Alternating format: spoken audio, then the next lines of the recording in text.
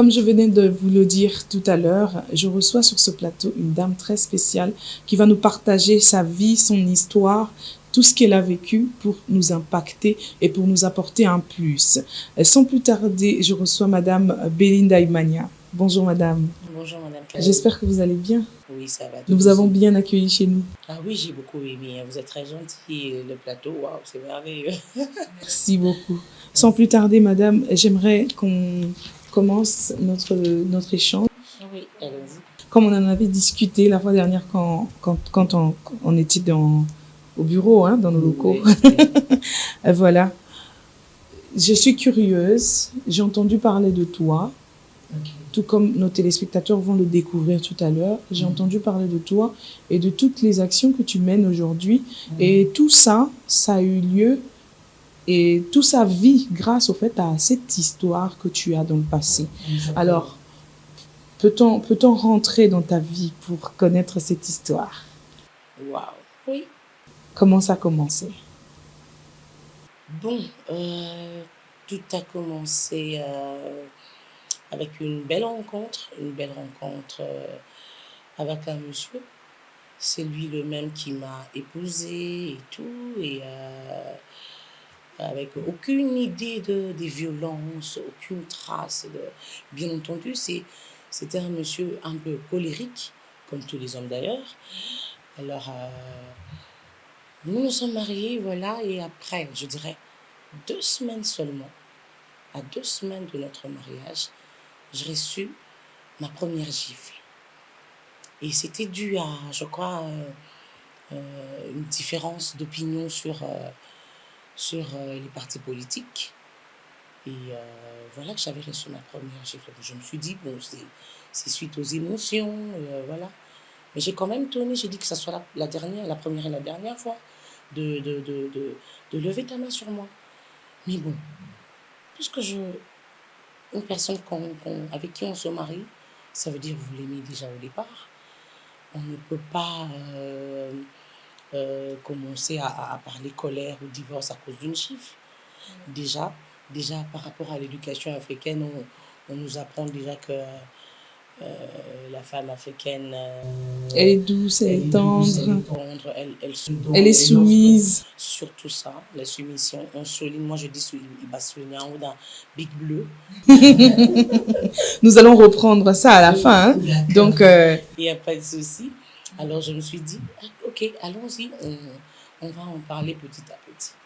Mais après, ça a dégénéré. C'était pour un oui, pour un non. Le monsieur saute sur toi. Le monsieur te bat même enceinte. Et je souligne... Là, j'aimerais que tu descendes un tout petit peu. Est-ce qu'au départ, il t'a laissé voir qu'il avait ce genre, qu'il aura peut-être dans le futur ce genre de comportement? Non, pas du tout. Comment c'était au début de votre rencontre? Je dirais que c'est un monsieur qui a su bien se cacher. Parce que malheureusement, je ne l'ai pas découvert au début.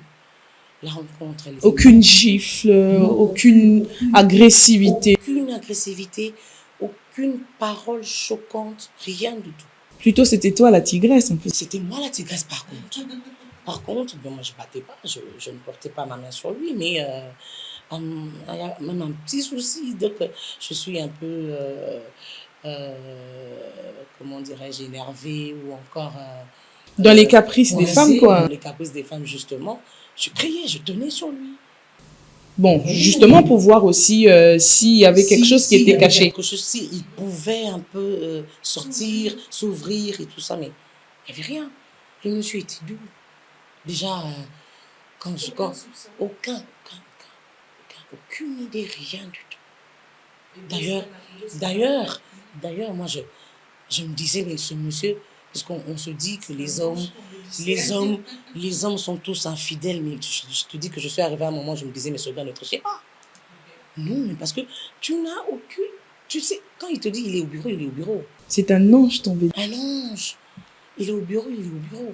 Tu fais des surprises, il ne sait pas. Tu débarques dans son lieu de travail, il est là, il t'accueille. Il te présente partout.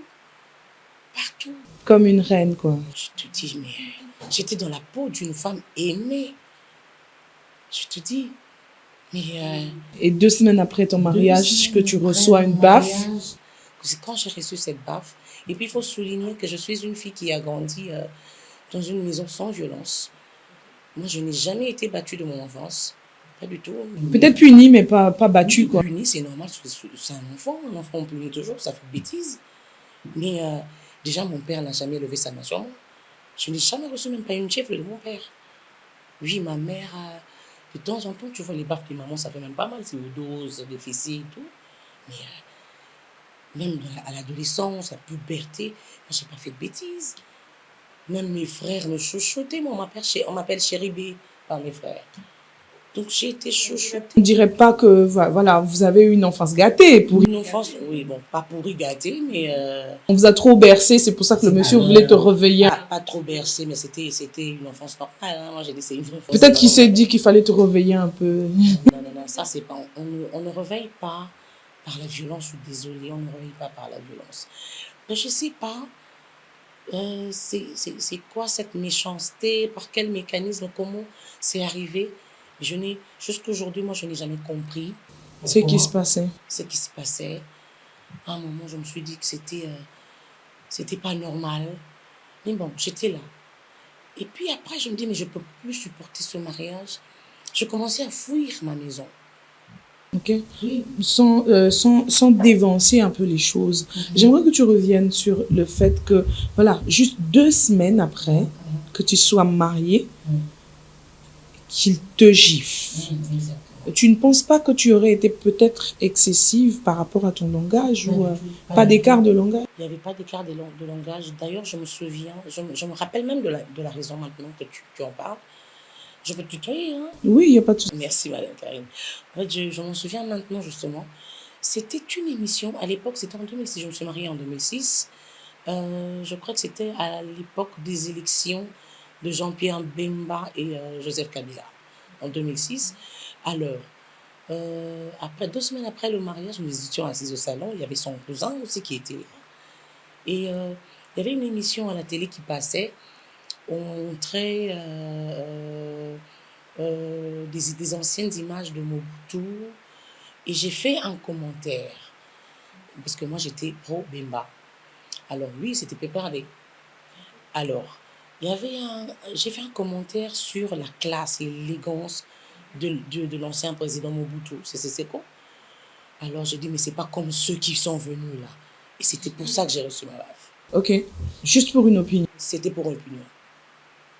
Et il s'est pas senti un peu jaloux parce que tu as vanté un autre homme? Je ne pense pas. C'est juste que j'ai compris qu'il a sorti justement ses griffes, c'est sa nature. Je ne pense pas parce que j'ai inventé un homme, quel homme, un homme mort. Et comment ça s'est enchaîné? Comment ça s'est enchaîné? Comme ça. À partir de ce jour-là, À partir de ce jour-là, je crois que c'était une autre semaine après. Une autre semaine après. En tout cas, je ne sais plus, je n'ai plus les raisons vraiment en tête. Mais seulement, c'était que quand il te parle, il ne voulait pas que tu lui répondes. Il peut te poser une question, mais le fait de lui donner une explication, c'était déjà ça le contrariait, quoi. Il dit, mais lui, c'est un homme, et une femme ne peut pas parler quand lui, il parle. Quand il parle, tu dois baisser ta tête. Un aristocrate, carrément, on peut dire. J'étais le... Tu arrivais à faire ça? Non, je suis désolée, je ne peux pas. Donc tu étais aussi un peu têtu, quoi. Ce qui le poussait à vouloir te redresser. C'est pas que je suis têtue, mais je connaissais mes droits. Je n'étais pas un animal. Oui, j'étais sa femme, une partie de lui, et je ne pouvais pas baisser ma tête quand lui parle. C'est pour ça que je me suis dit même, c'est une erreur de réfléchir comme ça. Bon, ce n'est pas de sa faute. Moi, ce n'est pas non plus la faute à nos mamans, parce qu'on dira que éduquer une femme, c'est éduquer toutes les nations, parce que cette éducation, il l'a reçue d'une femme, et cette femme a reçu, ainsi de suite, d'une autre femme, et voilà. Mais la première femme qui a reçu cette éducation, moi, je dirais, c'était comment dire, c'était des hommes. C'était pas cette fois-là, moi, une femme. Parce que ce sont des hommes qui ont inventé ces trucs-là juste pour se mettre au-dessus de la femme. Ça, c'est mon opinion. Ça n'engage que moi. Parce que je ne trouve pas une femme qui accepte d'être traitée comme un animal et continuer a donné cette éducation à toutes les générations. C'est juste qu'elle a été manipulée, cette première femme, peut-être due à la naïveté ou encore voilà, au manque d'instruction. Donc voilà. Et ils se sont dit que c'est normal, une femme doit Devrait baisser la tête quand un homme parle. D'ailleurs, c'est biblique quelque part qu'on dit que la femme se taise. Donc d'ailleurs, c'est une mauvaise interprétation. Femme se taise en public, si je me trompe. Justement, c'est une mauvaise interprétation de la Bible. C'est que certains hommes disent, voilà, la femme doit baisser sa tête quand l'homme parle. C'est pour dire que la femme n'a pas droit à la parole devant Et elle n'a pas le droit de poser la question, elle pose la question à la maison. À la maison. Donc tu retiens tout ce que tu as comme émotion, puisqu'il y a des questions qui arrivent là, à l'instant. Donc tu es obligé de retenir tout ça, jusqu'à ce que tu arrives à la maison. Entre nous. De la domination, on peut dire. Ça, c'est de la domination. Et par la suite, j'aimerais un peu comprendre à quel moment tu t'es décidé, parce que je crois que tu as vécu quand même une situation très difficile. Comment c'est arrivé que tu te décides voilà, de te révolter ou de partir? Bon, déjà, moi, j'ai horreur. Jusqu'aujourd'hui, j'ai horreur de la violence. Moi, je ne suis pas violente. Et c'est vrai, peut-être que mon père était aussi violent, qui battait ma mère, mais mon père ne l'a jamais fait devant nous.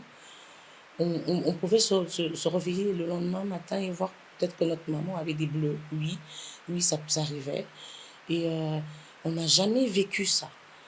Voir ça, vivre cette scène-là. La scène de violence entre papa et maman. Non, non. Alors moi, ça me frustrait, ça me traumatisait.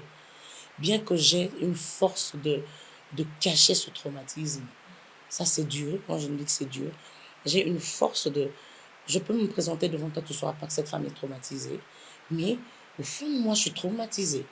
Donc, tu gardes encore les séquelles de ce qui s'est passé. Oui, oui, j'en garde en tout cas, j'en garde. Et c'est même la raison pour laquelle Belinda Imagnas se dit, elle doit aider toutes ces femmes qui sont dans l'ombre en train de souffrir comme moi j'ai souffert.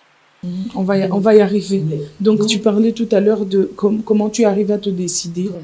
Comment je suis arrivée à me décider, c'est que c'en était trop. Moi, j'ai été battue avec des câbles électriques. Moi, j'ai eu des côtes cassées. Alors, les gens ne savaient pas. Et tu n'en as pas parlé autour de toi? Si, j'en ai parlé avec les parents, mes témoins que j'aime beaucoup, que je respecte, des bons qui devaient être d'ailleurs mes parents, des bonnes personnes. Ils m'ont conseillé, vous savez, le mariage, nul n'a le droit de briser le foyer de l'autre, si ce n'est de donner des conseils. C'est à toi, c'est à moi-même, la personne la concernée, de prendre des décisions. Alors, comment c'est arrivé? Je me suis dit, ce qui me relie à ce monsieur jusque-là, oui, c'est vrai, nous avons quatre enfants, des filles, j'ai 4 filles. Alors, c'était déjà l'amour que je portais pour ce monsieur-là et les enfants que nous avions eus ensemble. Alors, je me disais que je reste quand même, je veux garder mes enfants. L'éducation doit primer, nous devons être là pour nos enfants. Et comme je l'aimais encore, je revenais toujours. Donc, tu es partie de la maison plusieurs fois? Oui, plusieurs fois. J'ai quitté ma maison plus de 5 fois. Et comment tu revenais? Je revenais parce que lui, d'ailleurs, il n'est jamais revenu vers moi pour demander pardon, pour s'humilier. Il ne le fait jamais. Il ne s'humilie jamais puisque ce n'est pas le domaine de l'homme de s'humilier. C'est le domaine de la femme. Donc, lui ne revenait jamais. Il utilisait plutôt des personnes intermédiaires comme les parents, comme les témoins. Qui arrivaient à te convaincre? Qui arrivaient à me convaincre et aussi parce que je n'étais pas partie définitivement. C'était juste que je fouillais les violences. Et quand tu revenais à la maison, tout revenait? Oui. Aux premières heures ou encore... Premier moment? Les premiers moments, les premières semaines, tout était normal. C'est comme si rien ne s'était passé et tout ça. Et puis, à la moindre occasion, au moindre problème, il était sur toi. Il était sur toi. Et puis, à un moment, moi, je ne me cache pas, Parce que tu peux me poser la question, mais c'était lui toujours le problème? Non, c'était pas toujours lui le problème. Je fais partie des problèmes aussi. Parce que tu as aussi des défauts. Oui, oui, j'en ai, oui, oui, oui, j'en ai, bien sûr. Au fait, moi, mon problème, c'était que je ne me laisse pas faire. Je dois parler. Tu dois quand même de... Je dois donner une explication. Oui, oui, je dois donner une explication. Et, et quand il parlait ça que lui n'aimait pas, et moi, je continue à parler justement parce que je devais te faire savoir que tu as faux de penser comme ça. Oh, la réalité est là et celle-là. Voilà. N'allait pas de manière forte, c'est qui le poussait à sortir de ses... Pas du tout. Pas du tout. Moi, je te dis, j'ai horreur de la violence. Oui, c'est vrai. Je peux hausser le ton. Je peux hausser, oui, je peux hausser le ton. Et je parle beaucoup. Je reconnais, ça je sais. Mais c'est quand il suffit seulement de parler, de dire, de sortir une phrase pendant que lui est en train de parler. C'était justement l'élément déclencheur. Et il était sur toi. Et Belinda ne supporte pas qu'on la batte. Et lorsqu'il mettait déjà sa main sur moi, à un moment, je commençais à l'insulter. C'était ça, la faute. Il n'y en avait qu'une seule. Je le dis même devant tout le monde, c'est la télé. Je le dis. Ma faute, c'était insulter mon mari. Oui, je le fais à quel moment? Au moment où je me sens humiliée, lésée, et je voulais moi aussi t'humilier, toi. Et puisque toi, tu as la force physique, moi j'ai la force verbale. Alors, on commence à se confronter de cette manière-là. Je sais, et moi j'ai reconnu mon tort. À un moment, je lui ai demandé pardon. Je me suis humiliée, puisque moi j'ai été éduquée comme ça. Tu as tort, tu reconnais ton tort et tu reviens à la raison. Je sais que par les émotions, voilà, tu peux sortir des injures qu'il ne faut pas. Voilà, oui. Alors, c'est peut-être ça qui gardait comme rancœur. Non, mais les injures ont intervenu après. Après plusieurs années, après plusieurs tentatives. Après plusieurs violences, après plusieurs agressions. Ah, donc on peut dire que tu as commencé à réagir comme ça pour te révolter. Voilà, c'était pour me révolter. Les injures ont intervenu juste après. Au début, moi, je ne faisais que pleurer. De bas, tu pleurais comme un enfant. Donc c'était une façon pour toi de te défendre. Voilà, les injures étaient une façon pour moi de me défendre. Et puis après, j'ai compris. Que ça s'empirait au lieu de... Et ça s'empirait. Et que les injures ne servaient plus à rien. Et au fil des années, il a fini par changer. Bien que tu as raison, il pouvait garder certaines injures jusqu'à aujourd'hui, je ne sais pas, je crois, oui. Parce que c'est un humain, hein. Parce que je sais que je suis vraiment... je suis tranchante, s'il le faut, avec ma parole. Quand je veux percer ce cœur-là, moi je le fais, puisque tu m'as humilié. Je réponds, quoi. Je réponds, voilà. Donc, quand j'ai compris que j'avais tort d'insulter mon mari, j'ai demandé pardon. Je me suis humiliée. Je lui ai dit non, je ne le referai plus jamais. Tu es arrivé combien de fois? Plusieurs fois ou juste une seule fois? Les injures? Oui, c'est arrivé. Même plus que je te dis que j'ai fait 13 ans de mariage. Bon, je suis séparée depuis 4 ans. Donc, en février, ça fera 4 ans. Et l'année prochaine, si j'étais encore là, on aurait fêté 17 ans de mariage. Donc, je réduis 13 ans de mariage et 4 ans de séparation que nous vivons maintenant. Donc, en 13 ans de mariage, je n'ai pas vécu, je vais exagérer, ça va peut-être te choquer, désolé, je n'ai pas vécu un mois de paix dans ma maison. D'ailleurs, un mois c'est rien. Je pourrais dire, je n'ai pas vécu 2 semaines de tranquillité dans ma maison. Donc, il n'y en avait pas que physique, il y en avait aussi verbal et... Mais quand un homme te dit... Psychologique aussi? Psychologique, verbal, physique, tout. Et psychologiquement, c'était quoi? Qu'est-ce qu'il faisait pour te sortir? Déjà, quand un homme te dit... je te donne un exemple. Tu ranges ta maison et tu changes les meubles, les meubles selon ton goût. Et monsieur t'exige de remettre les meubles comme c'était. Tu essaies de lui donner des explications. Il te bat d'abord. Et puis, il sort te dire à mon retour, ne reste pas dans cette maison parce que j'aurais été tuée. Déjà, le mot tuer est revenu dans ma maison. Si j'ai vécu 10 fois, c'est revenu 8 fois. Je vais te tuer, je vais te faire du mal. Ta famille va un jour ramasser ton cadavre dans cette maison. J'étais malade, hein. J'avais une masse au cou, c'était un goitre. Il ne manquait pas l'occasion de m'étrangler à chaque fois qu'il était en face de moi. Malgré le fait qu'il savait que ça pouvait faire mal ou que ça... Il le savait, parce que la dernière fois, il savait que c'était déjà urgent de me faire opérer. Et il l'a fait quand même. Et en te disant, je vais te tuer. Ta famille va venir ramasser ton cadavre ici. Donc, ce traumatisme-là, quelqu'un qui te rappelle tous les jours qu'il va te tuer. Et tu vis avec cette peur en permanence. Du coup, dès qu'il ouvre la bouche pour parler, tu es braqué contre lui. Je te dis, tu peux trembler. Mais les gens qui ne supportent pas la terreur, à un niveau élevé, tu peux faire pipi dans les habits. Non, mais tu sais pas comment. Et ça devant les enfants. Il le faisait toujours devant les enfants, devant même les employés. Plusieurs fois, ma bonne est intervenue, même le chauffeur. Mais quand tu lui parles, pendant que vous êtes calme là, tu lui parles, il te dit, toi, je le ferai toujours devant les enfants. Pour qu'ils comprennent que tu es bête. Ah oui. Pour que les enfants comprennent Que leur mère est bête. À t'entendre parler, je ne dirais pas ça. Je me demande entre nous deux qui est bête. Bon, il avait son avis, hein. C'était son avis, désolé. Donc voilà. Toujours devant les enfants. Et je ne te dis pas combien les enfants sont traumatisés.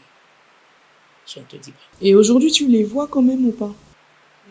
Je les vois comme, je dirais comme une voleuse, parce que je ne les vois qu'à l'école. Qu'à l'école. D'ailleurs, je voudrais même soulever, s'il y a moyen, un fait par rapport à la justice congolaise. Est-ce que tu es allé aussi? Oui, oui. J'ai fait une action au tribunal pour enfants. Déjà, quelques mois après la séparation, puisque je ne voyais même pas mes enfants ni être en communication Téléphonique. avec les enfants, puisqu'il a tout bloqué. Il a même changé les personnels pour que déjà tu ne viennes pas, tu n'entres pas. Alors, j'ai commencé à une action au tribunal pour enfants. C'était depuis 2000. J'ai quitté ma maison pour la dernière fois, c'était en 2019. Et déjà en juin, c'était en février, et en juin, j'ai entamé cette action au tribunal. Et Madame Karine, je vous dis, le jugement, on a prononcé le jugement en 2021 en octobre. Et depuis 2021 en octobre, une année et 2 mois, jusqu'aujourd'hui, ce jugement ne nous a pas été signifié.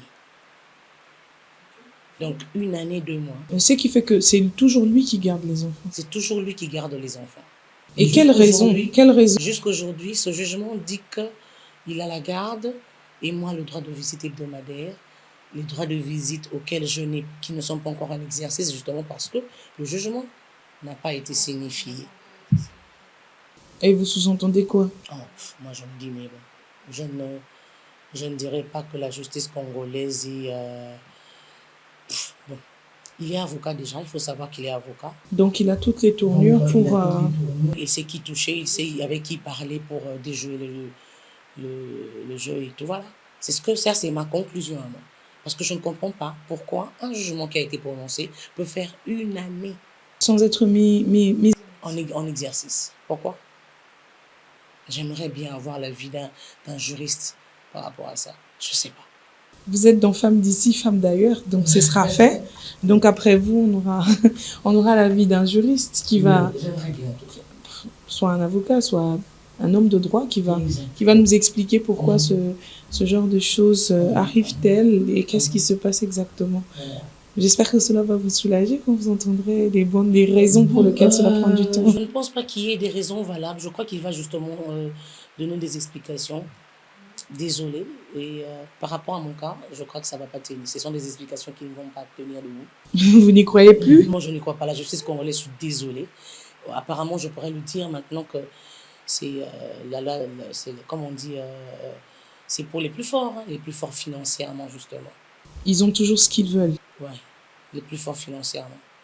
Et aujourd'hui, vous êtes coordonnatrice Oui, coordonnatrice d'une ONG, oui. qui s'intitule Dynamique. La dynamique des femmes congolaises pour le progrès. Exact. Et c'est là que tu es en train d'œuvrer maintenant pour aider les autres femmes à sortir justement de cette situation. Exactement. Dans les cas que tu as rencontrés en tant que coordonnatrice de cette association, lequel t'a beaucoup touché?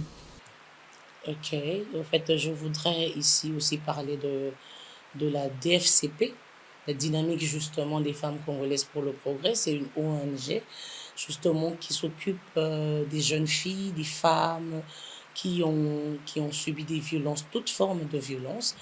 Et de donner quelques minutes justement pour parler aussi de la masculinité positive. Donc, nous nous occupons de toutes ces femmes-là qui aujourd'hui subissent des violences avec toutes leurs formes et qui se taisent, qui ne disent rien par peur ou encore par honte. Certaines ont honte, certaines sont coincées par rapport à la religion, par rapport à la culture, par rapport à l'éducation, surtout l'éducation. J'aimerais marteler ce sujet pour inviter les hommes en tout cas, s'il vous plaît, vous devez nous aider en ce sens-là par rapport à la masculinité positive. Essayer de comprendre que la femme est un homme comme toi, un homo comme Dieu l'a créé. Homo, c'est un être humain. C'est comme toi, un être humain. Toi, tu es un homme masculin. Elle, c'est un homme féminin. Donc, il ne faut pas qu'on utilise la femme comme un instrument, comme une marchandise qu'on a achetée justement, avec le terme d'ailleurs la balaye mbongo. Il faut déjà abolir tout ça parce que cette femme-là, elle quitte sa famille, elle accepte de tomber enceinte et parfois des grossesses avec des césariennes. Elle subit des chocs pour te donner des enfants. Et c'est à cette femme-là que tu traites comme un animal, que tu bats à tout bout de champ. Donc j'aimerais, comme coordonnatrice principale de la dynamique des femmes congolaises pour le progrès, inviter les hommes à considérer les femmes comme des êtres humains, comme les êtres semblables, comme eux, au fait. Et à la femme, justement, de comprendre qui elle est et de dénoncer toute forme, je souligne là, toute forme de violence. Alors, pour revenir à ta question, Madame Karine, déjà une fois, je crois que c'était dans mon quartier, où je suis actuellement, dans mon quartier, c'était la nuit vers minuit, je crois, vers minuit, et il y avait un cas d'une femme violentée, et c'était horrible, J'ai entendu des cris de pleurs des enfants, et cette femme qui criait, je suis sortie. Il était minuit ou 23h40 et 23h passées. Je suis sortie, j'étais déjà en train comme on dit, j'étais en tenue en pyjama. Et j'ai dû prendre une robe et puis sortir. Et quand je suis arrivée devant cette parcelle, c'était une femme qui habitait, qui louait, je crois, il y a 2-3 maisons dans la parcelle. Dans la parcelle. Alors la bailleresse était déjà devant la porte, ne sachant pas quoi faire. Il y avait 2 hommes, des voisins, qui sont venus justement, mais qui étaient immobiles parce qu'ils ne savaient pas quoi faire. Déjà le monsieur, avec sa femme au salon, il a bloqué l'entrée du salon. Il a bloqué, je crois, des tables, et, des seaux d'eau et tout ça. Alors, il était en train de dire que personne ne pousse la porte, sinon je vais faire un scandale, je vais tuer quelqu'un aujourd'hui. Alors, je suis arrivée, ma soeur m'a suivie, nous sommes arrivés au lieu. J'ai dit au monsieur, parce que je le connaissais, j'ai dit au monsieur, moi je vais entrer et tu vas aussi me tuer. Et c'est comme ça que je suis entrée dans sa maison. J'ai poussé la porte, je suis entrée, trouvant la femme à terre. Déjà, je crois qu'elle avait un problème avec la jambe parce que le monsieur l'a frappé avec... il avait une barre de fer, voilà. Voilà, il avait une barre de fer. Alors, il a tapé cette femme à la jambe. Elle ne savait même pas se lever. Elle était à moitié nue. Le pagne qu'elle avait jusqu'au torse déjà commençait à tomber. Et elle avait des bleus partout, des blessures. Et je regarde à côté, il y avait la télé qui était déjà brisée. Le monsieur a brisé la télé. Il a brisé la table en vitre qui était au salon. Donc, tout était En miettes. en miettes, je te dis. C'était désagréable. Et là, cette femme pleurait, elle était gonflée, elle avait des plaies un peu partout. Et dans tout ça, les enfants étaient où? Les enfants étaient là, en train de pleurer justement. Et le monsieur avec son barre de fer à la main, en train de menacer toute personne qui pourra rentrer. Déjà, il dit, je vais la tuer aujourd'hui. C'est comme ça que je suis intervenue, je suis rentrée. J'ai dit, monsieur, tu vas commencer par me tuer, moi. Et je suis allée directement vers son barre de fer. Je l'ai tenu, j'ai dit, donnez-moi d'abord ça. Et j'ai dit à ma soeur de soulever la femme. C'est comme ça qu'on a pu sauver cette femme. Et ce monsieur comme argument, mon Dieu. Encore une chose qui me choque, c'est que les hommes pensent qu'ils ont le droit de pécher. Mais pas les femmes. Non, pas les femmes. Le péché ou les bêtises ne peuvent être faites que par les hommes. Par les femmes, en fait. Non, les bêtises, non, par les hommes. Quand je dis bêtises, ça veut dire... Les hommes en général. Les hommes en général. Donc, non, les hommes masculins. Les bêtises, genre, c'est lui qui a le droit de t'insulter. Ok. C'est lui qui a le droit de trouver une copine. C'est lui, donc... Ils ont tout le droit. Ils ont tous les droits. Et toi, tu as juste des obligations et des devoirs. Et non, toi, tu n'as pas de droit. Donc, ils pensent que... Tu n'as pas le droit de parler, tu n'as pas le droit de sortir. Ils pensent que la femme, c'est quelqu'un de parfait ou de... C'est une sainte. Pas d'erreur. Elle doit pas faire d'erreur. À la moindre erreur, elle a droit à une baffe. Elle a droit à être battue.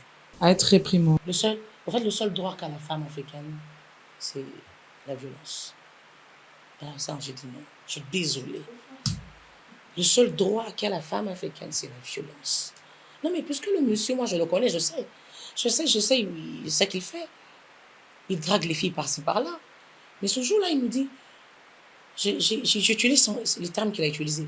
Mère, oyebi o asalite.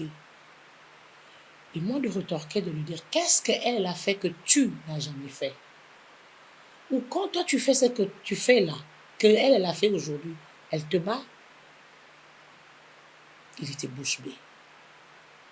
Je dis, mais non.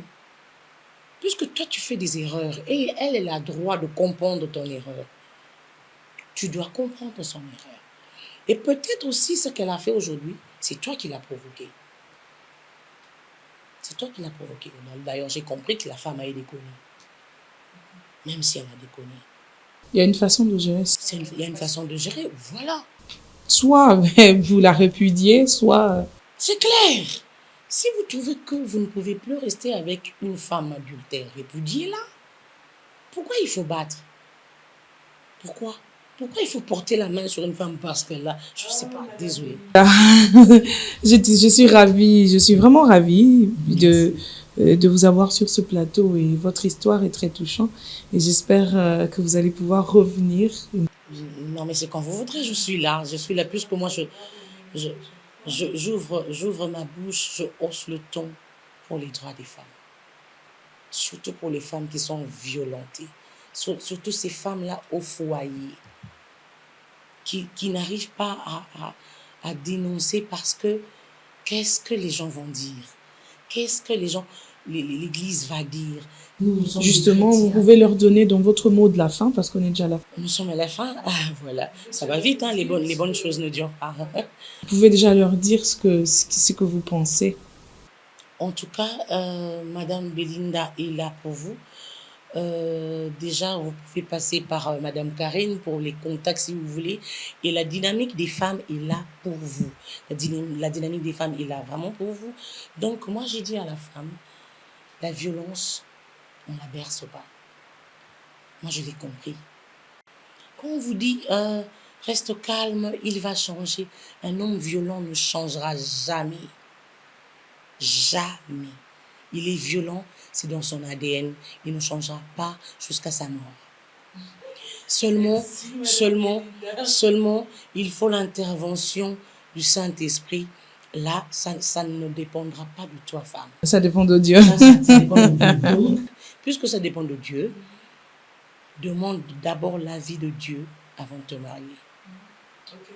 Si tu y vas comme ça, tu risques de laisser ta peau dans le mariage. Moi, je suis une rescapée.